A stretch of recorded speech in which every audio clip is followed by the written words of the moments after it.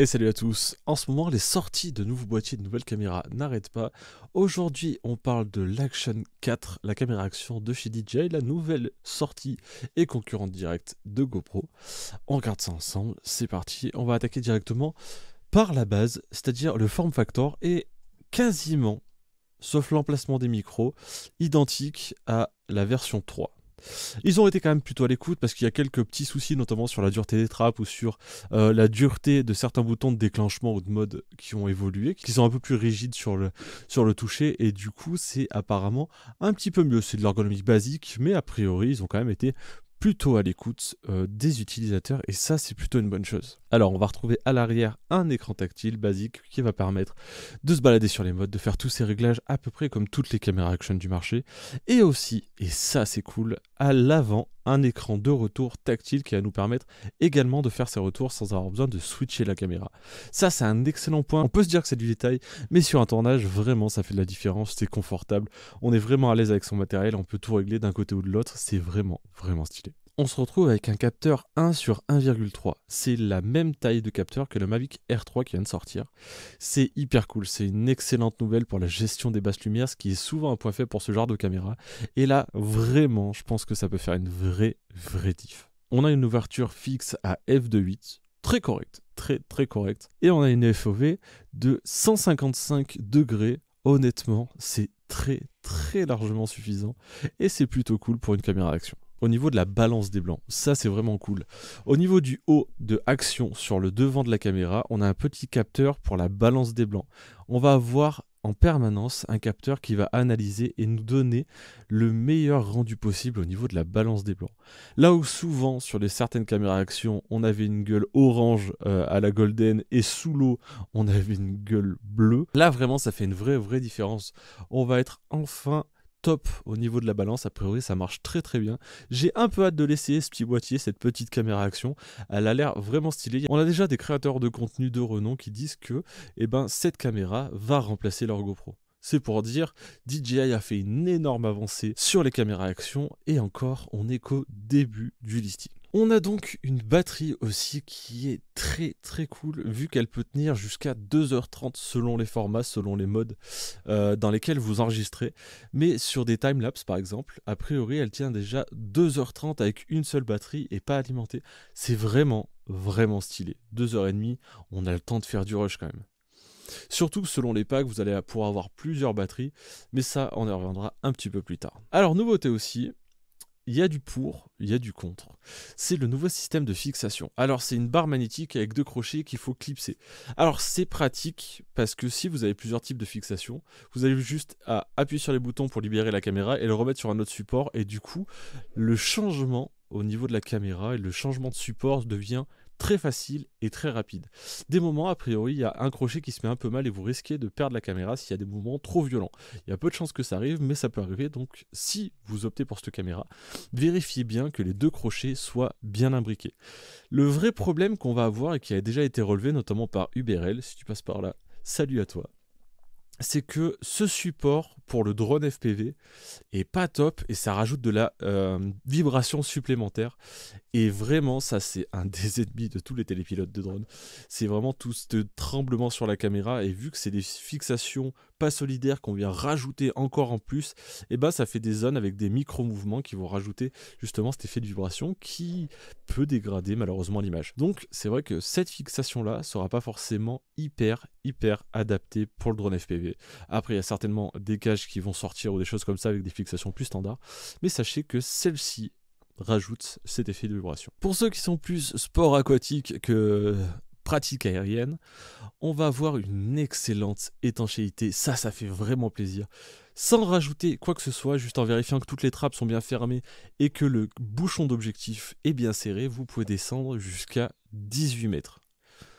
Ça commence à causer, honnêtement, sans rajouter de caisson, sans rajouter rien du tout, descendre à 18 mètres avec sa caméra action, franchement, ça fait plaisir. Ça, encore une fois, c'est quelque chose que j'ai vraiment envie d'essayer. De plus en plus, je me chauffe à essayer d'aller faire de la photo aquatique, et ça, pour vlogger sa session, ça peut être légendaire.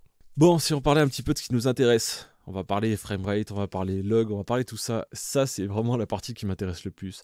Alors, la caméra filme jusqu'en 4K 120 images par seconde. franchement, ça cause. Franchement, pour une caméra action, je suis pas sûr qu'on ait besoin de beaucoup plus. Si on descend en Full HD, on peut arriver jusqu'à 240 images par seconde. Là, on commence à avoir du ralenti qui tabasse vraiment à 240, ça cause fort, fort, fort. On commence à avoir des trucs vraiment stylés. Mais sachez, alors ça me fait sourire parce que... One of us. One of us. La caméra, par contre, en 4K 60, overheat au bout de 10-12 minutes, si je dis pas de bêtises. Je suis pas sûr du timing, mais il me semble que c'est au bout de 10-12 minutes, en 4K 60, la caméra commence à overheat. Ça devient standard, malheureusement, mais au fait, on pousse tellement les technologies dans des boîtiers toujours plus compacts, toujours plus petits, étanches, etc., que malheureusement, il n'y a pas d'échange d'air et forcément, les pros en interne, ça chauffe et ça demande un peu d'énergie. Donc ça arrive. Après des recs en 4K 60 de 11 minutes, on n'en fait pas tant que ça. Si vous êtes en vélo, si vous êtes en drone FPV, il y aura un peu plus d'échange d'air, donc il y a peut-être moyen de durer un peu plus. Mais par exemple, en FPV, 12 minutes en l'air, ça n'existe pas. Donc déjà, vous pouvez vous rassurer là-dessus. Vous lancez votre rec, vous faites votre session.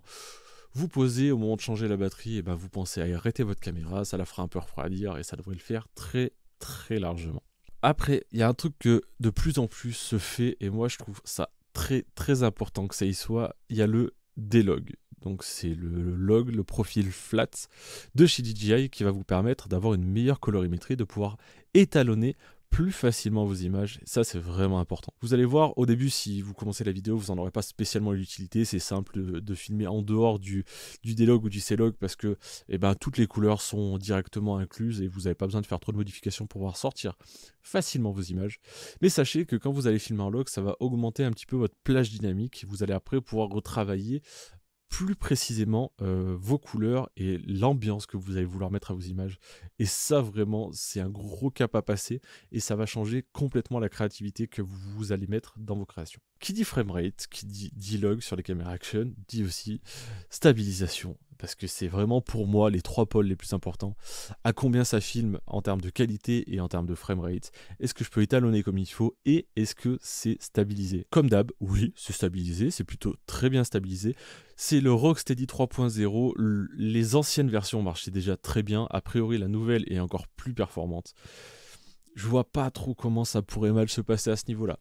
Après, vous pouvez aussi l'enlever, garder les informations gyroscopiques de votre boîtier et après ensuite aller sur Gyroflow pour restabiliser vos images directement depuis votre ordinateur. Ça, c'est très possible. Gyroflow, ça marche vraiment très très bien. Mais si vous avez un peu la flemme de passer par Gyroflow, sachez que le Rocksteady, c'est cool et ça marche vraiment pas mal. Et la 3.0 marche encore mieux que les versions précédentes. Ça embarquera aussi le blocage de l'horizon jusqu'à 45 degrés de chaque côté. C'est-à-dire que si vous dépassez pas 45 degrés à droite ou à gauche avec votre perche ou avec votre vélo ou autre, ça va garder une image parfaitement droite. Ça, c'est vraiment, vraiment cool pour certaines situations. Par exemple, pour moi, à mon sens, dans le drone FPV, ça sert à rien. Mais vraiment. Parce que dès que vous allez passer 45 degrés, poum, vous allez passer en mode portrait. C'est un peu naze et puis ça vire le côté immersif. Par contre, si vous faites des plans un peu plus cinématiques, un peu plus droits, un peu plus linéaires, ça peut être cool de pouvoir bloquer l'horizon. Quand vous faites du vlog aussi, c'est vraiment cool de ne pas avoir l'image qui shake de droite à gauche. Donc, franchement, c'est cool de l'avoir, de pouvoir l'activer et le désactiver. Ça fait toujours plaisir d'avoir une arme de plus dans son arsenal. Bon, on va arriver vers la fin et si on parlait un petit peu oseille. C'est une caméra action, ça coûte un peu des ronds, on va pas se le cacher. On est aux alentours de 429 € le pack seul, donc juste la caméra, la batterie. On est sur un prix standard pour une caméra action, même s'il y en a qui coûtent plus cher, attention.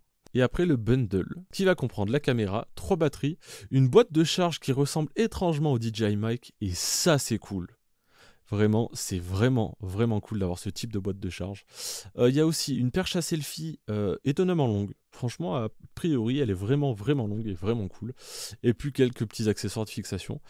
On est aux alentours de 529 €. Franchement, moi, je ne prendrais pas le pack seul. Je vous le dis, je prendrais directement le bundle avec juste pour le principe d'avoir 3 batteries et la boîte. La perche, j'en ai déjà pas mal, je m'en fiche un peu. Mais les batteries, c'est vraiment, vraiment stylé. Et pour revenir et finir sur la perche, il y a un nouveau logiciel qui passe par DJI Mimo qui va permettre de supprimer justement la perche. Alors au niveau de la main, c'est un peu crade. en vrai, parce que ça n'arrive pas à reconstituer la main. Par contre, effectivement, ça enlève très bien la perche, mais faut faire passer ses rushs par DJI Mimo, utiliser une appli qui part directement sur les serveurs DJI, et après on récupère ses rushs en Full HD, je crois, mais sans la perche à selfie.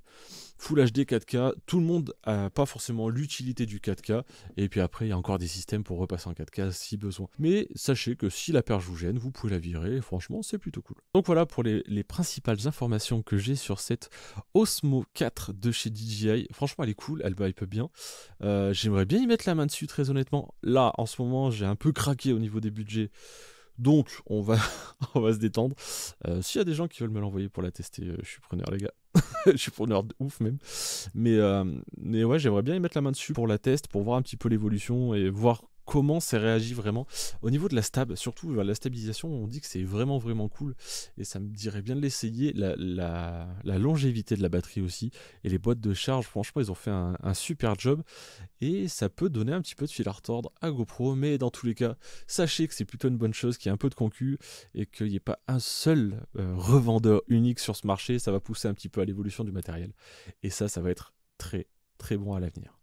Donc voilà, j'espère que cette petite vidéo vous a plu. Je suis désolé les gars, j'ai pas encore le level d'abonnés suffisant pour qu'on me l'envoie. Mais au moins, vous avez les infos principales. J'espère que ça vous plaira. Si vous avez un avis sur la caméra, n'hésitez pas à me le dire dans l'espace commentaire. Si vous avez des questions comme d'habitude, n'hésitez surtout pas à les poser. J'y répondrai avec plaisir. Et puis en attendant, je vous dis à la prochaine. Ciao.